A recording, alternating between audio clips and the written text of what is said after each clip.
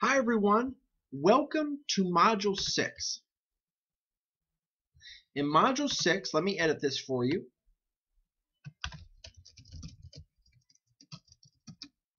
You're going to be reading chapters 22 through 24, and you have discussion board number 3. Now, let's review the requirements of the discussion board. In the discussion board, make sure to have your first post by Thursday at 11:55 p.m. and make sure to have 2 peer responses by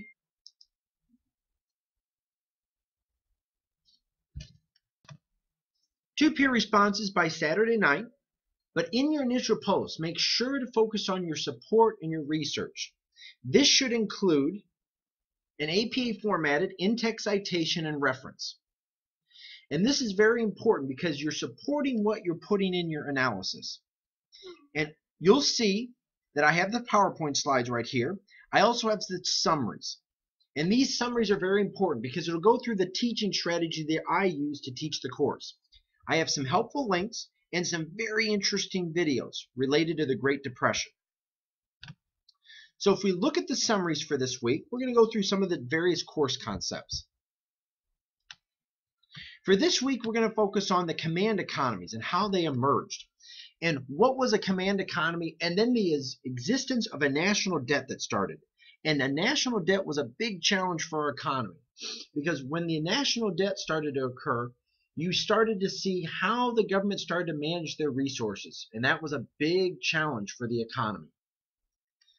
And the role of taxation started to take over because they needed a funding that was available, and taxation was very important for that funding. Then we looked in chapter 3, we're looking at the Roaring Twenties, and 20s were very important. You'll notice that the Roaring Twenties brought about a lot of wealth, a lot of employment, a lot of job creation. All of these created a lot of opportunities for individuals to have money to spend, and that was very important. And then in chapter 24, after the Roaring Twenties ended and all of the lending that was occurring and all the job creation, we had the Great Depression. And the Great Depression rose the unemployment rate to about 25%. Extreme amount of shortages. Bread lines were through the cities. Banks were unable to lend money. Individuals wanted money but couldn't get money out. And this is when the Fed started to take up and started to focus on making better decisions in the economy.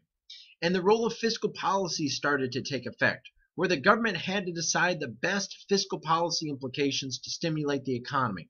And that was very important for economy to be able to grow. And you'll notice that the Great Depression, we learned a lot of things from it. And most recently, we probably averted a major recession in 2008 that could have turned into a Great Depression, given that Bernanke, who was the chairman of the Fed, really studied a lot of the implications of the Great Depression. And some of the major things the Fed did, they started to contract the money supply too quickly, and they also led to some fiscal policy issues where spending was not up to par to help stimulate the economy. So for this week, those are some of the topics that we're going to be discussing.